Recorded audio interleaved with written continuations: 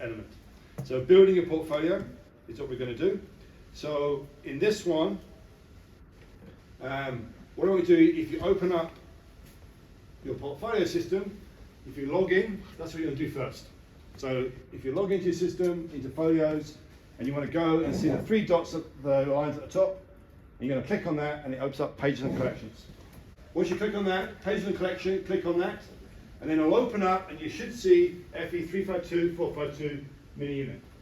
And like Will said, I've made it into one that crosses both classes now. So if you do it here, the same thing will be available for 452. That means you can just build it because you know how to do it.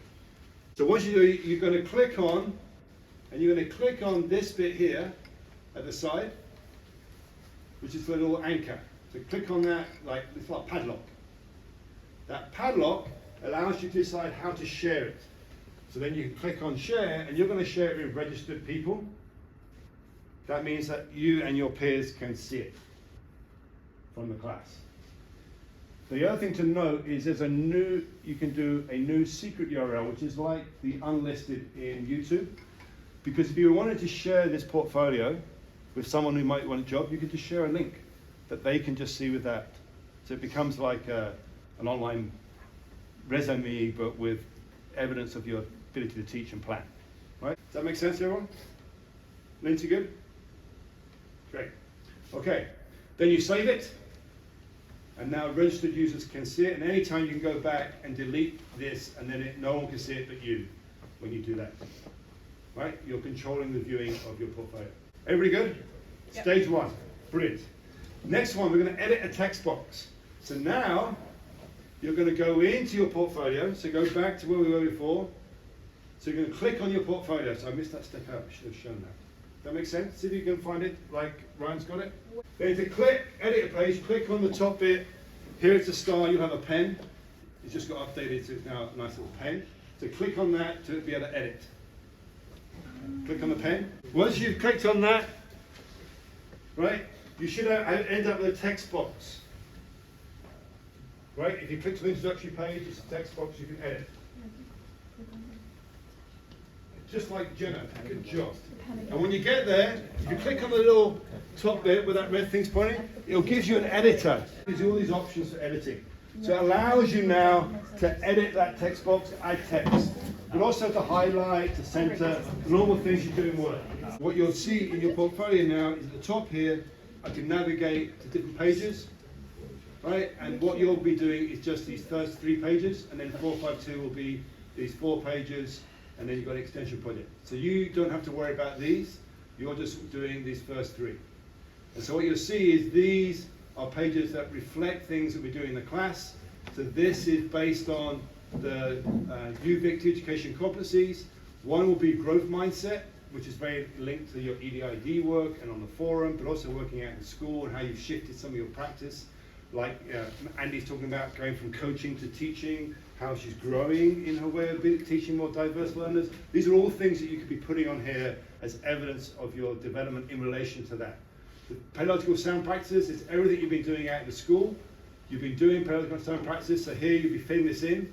You've basically got images from the lessons, you've got your content analysis, all the things you'll be doing in your group can just be placed into these boxes.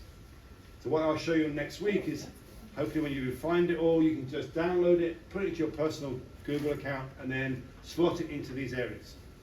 Once you've got your evidence in, then you'll write your reflections. And what you end up with is 3 pages that show your growth as a teacher in relation to those competencies that you're going to go into the program. So that's what's coming up next. Discipline concepts, it's very much up to you what you want to put in here. It's what starts to resonate with you, that you've been learning in the class, that you're going to apply, that shows that deep knowledge that you're acquiring. Good? That makes sense, Kevin? You can see where it's going? This is instead of doing a final exam, you do this as a way of representing learning. And then hopefully, my goal is that you retain it. It's always there. You'll be able to come back to it anytime, rather than the final exam where you get a mark, but then you totally forget what you've learned.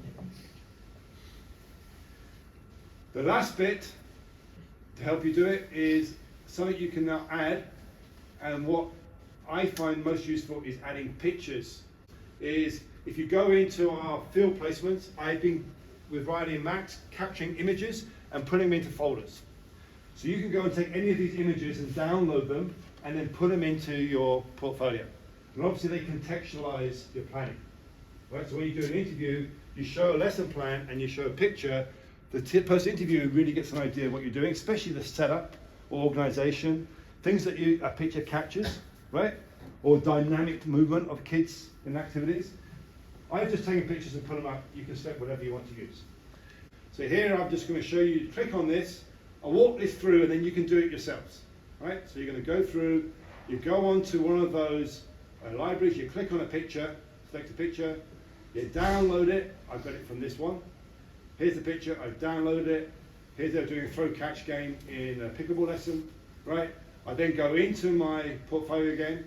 I go into a page I want to work on, like I did before, into my portfolio, open it up, click on the edit button, find image one that I want to do, I click on that, give it a lesson, select image, see the option is select image, and then once I do that, all I'm going to do is, yes, I can use this one, browse, find the picture, click on it, boom, it drops in. Then I'll click on the side bit here, and then that will open up and it will show me on the page what it looks like. I can play around with that, I can resize it, I can adjust the size of here, how big I want it to be, and that will adjust the size on the page. I can also move it around like a sticky. I don't have to put it in that same spot, it just moves. I can just grab it at the top here and then move it to another location. A little video that shows you how to add, and you can add your YouTube videos from your acknowledgement that you've been doing. It'd be great either in discipline or growth mindset, could be using either one of those two as possible evidence. I'm not going to play the video, but you can watch that. And this clip talks you through, and this is our site, how to do it. Look, we've got a name for our site now. Isn't that cool? Very cool. Thank you, Ryan. Right, and that will show you how to put videos in, so you can use any videos from our directory that you want to use. And my friend Tiago will talk you through it. And an extension, if you want to play, this video will show you how to add skins that you can customize the look of your portfolio. But again, it's just a video, 3 minutes, walks you through that process. That's it. That is your beginning of your portfolio. And you can find this on the schedule that I put here. That's in our lesson.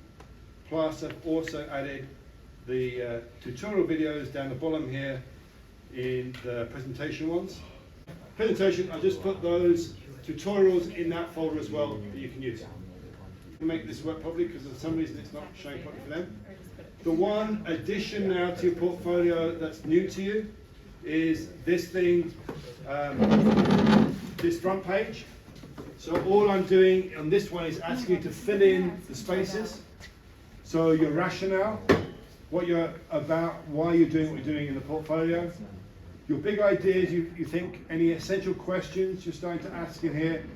Any of the learning standards that you're connected to, so basically you're linking this to the online BC based on the grade, so making that connection. First people's principles, lots of you have weaved that into your planning already.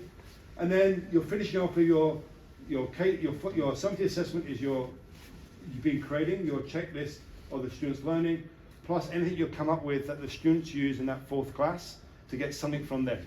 So the evidence of them responding to whatever prompt you give them in that fourth round.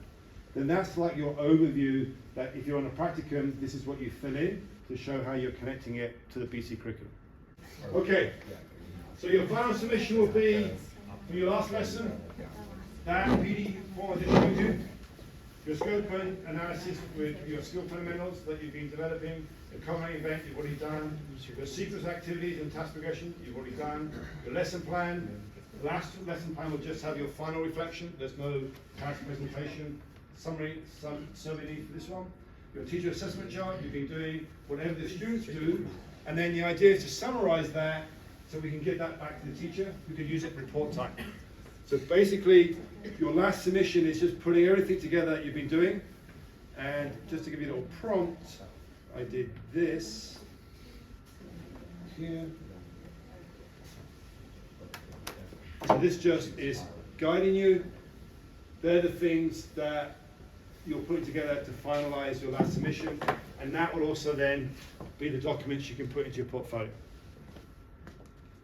But everything I think you've been doing and growing, and it's just like finalizing it. And then when it's done, you can download it, put it in your personal Google account, and then put it in your portfolio for the reflection part. So this is the last group assignment process you're doing.